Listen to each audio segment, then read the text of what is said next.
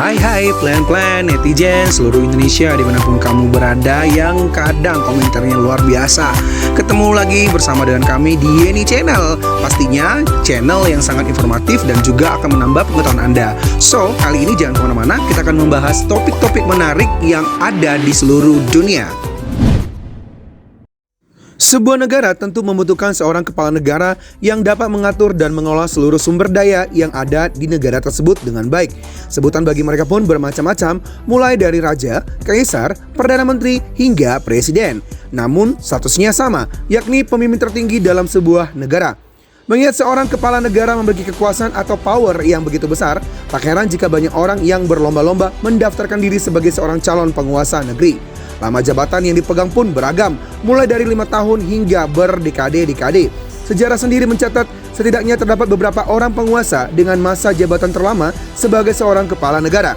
Namun, di berbagai negara terdapat sosok pemimpin yang mempunyai masa jabatan terlama yang tercatat dalam sejarah. Siapa saja dan berapa lama mereka menjadi penguasa? Berikut ulasannya versi Yeni Fakta. So, jangan kemana-mana. Tetap stay tune di channel Yeni Fakta, karena bersama Yeni Fakta kita akan mendapatkan informasi dan pengetahuan dari seluruh dunia. Yang pertama, Raja Swaziland Sobhuza II.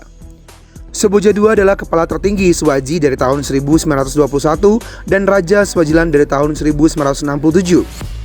Sampai kematiannya pada tahun 1982. Pemerintahnya adalah yang terlama untuk setiap penguasa Afrika modern yang tercatat. Selama masa pemerintahannya, Sobhuza II menyaksikan Swaziland memperoleh kemerdekaan dari Inggris. Ayah Sobhuza, Raja Guane V, meninggal pada Februari 1899 pada usia 23 tahun. Selama upacara tahunan Inkwala atau buah pertama, Sobhuza yang lahir akhir tahun itu diangkat sebagai ahli waris pada 10 September 1899 di bawah kabupaten neneknya Labo Tsibeni Guamile Mundululi. Nenek Sobhuza membangun sekolah nasional baru agar ia memperoleh pendidikan terbaik.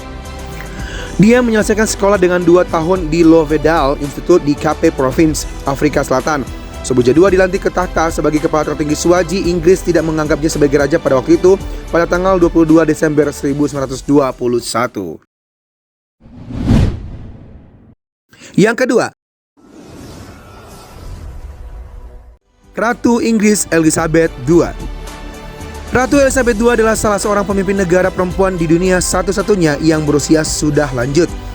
Pemilik nama lengkap Elizabeth Alexandra Mary ini lahir tanggal 21 April 1926 dan saat ini Ratu Elizabeth II sudah berusia 95 tahun. Ia sudah memegang kekuasaan sekitar 69 tahun sejak dinobatkan pada tanggal 6 Februari 1952 silam. Pemimpin negara Inggris ini mempunyai 2 hari lahir, yaitu perayaan asli tetap tanggal 21 April dan hari perayaan resmi yang umumnya dilaksanakan setiap bulan Juni. Meski di usianya senja, ia masih terlihat eksis untuk memimpin kerajaannya. Yang ketiga, Raja Prancis Louis ke-14. Louis ke-14 memerintah Prancis selama 72 tahun, masa kekuasaan terlama monarki di Prancis dan Eropa.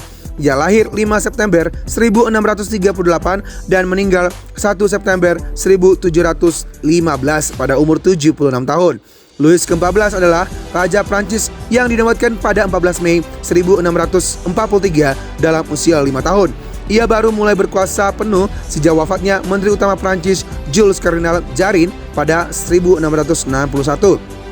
Louis ke-14 dijuluki juga sebagai Raja Matahari atau Louis yang Agung. Yang keempat, Presiden Kamerun Paul Biya. Paul Biya menduduki tahta Presiden Kamerun. Hal ini membuat dirinya menjadi seorang presiden dengan masa jabatan paling lama kedua di Afrika dan pemimpin yang bukan golongan kerajaan menjabat paling lama di dunia. Dalam usianya yang menginjak 88 tahun ini, Biya sudah menjadi pemimpin negara tersebut selama 40 tahun dan ia masih aktif dalam menjalankan tugas sebagai kepala negara. Yang kelima, Franz Joseph I. Franz Joseph I merupakan penguasa monarkis terlama di Eropa setelah Louis ke-14. Masa kekuasaannya mencapai 67 tahun. Franz Joseph lahir di Wina pada 18 Agustus 1830 dan meninggal pada 21 November 1916 pada umur 86 tahun. Franz Joseph I adalah Kaisar Austria dan Raja Bohemia dari tahun 1848 sampai dengan 1916 serta Raja Apostolik Hongaria dari 1867 hingga 1916. Yang keenam, Kim Dae-sung.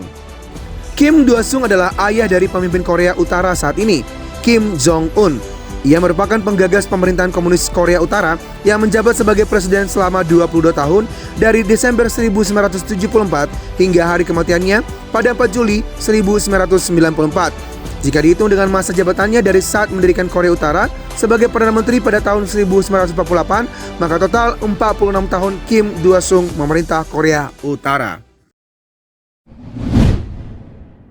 Yang ketujuh, Fidel Castro.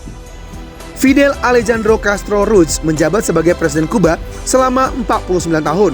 Ia memulai kepemimpinannya sejak tahun 1958 saat berusia 32 tahun. Dalam memimpin Kuba, Fidel Castro menerapkan berbagai kebijakan ala komunis sehingga membuat hubungan Kuba dengan Amerika Serikat memburuk. Meski demikian, ia terbilang cukup sukses dalam meningkatkan berbagai sektor di negaranya, seperti sektor pendidikan dan kesehatan. Namun, karena ia merupakan seorang diktator, maka siapapun yang menghalangi kebijakannya akan dihukum penjara. Fidel Castro diketahui mundur dari jabatannya pada tahun 2008 karena masalah kesehatan yang tak kunjung membaik. Meski telah mundur, namun ia masih terlibat aktif dalam berbagai urusan pemerintah hingga ia meninggal dunia pada tanggal 25 November 2016. Yang kedelapan, Chiang Kai-shek. Chiang Kai-shek yang memerintah daratan utama Cina dan Taiwan selama 47 tahun.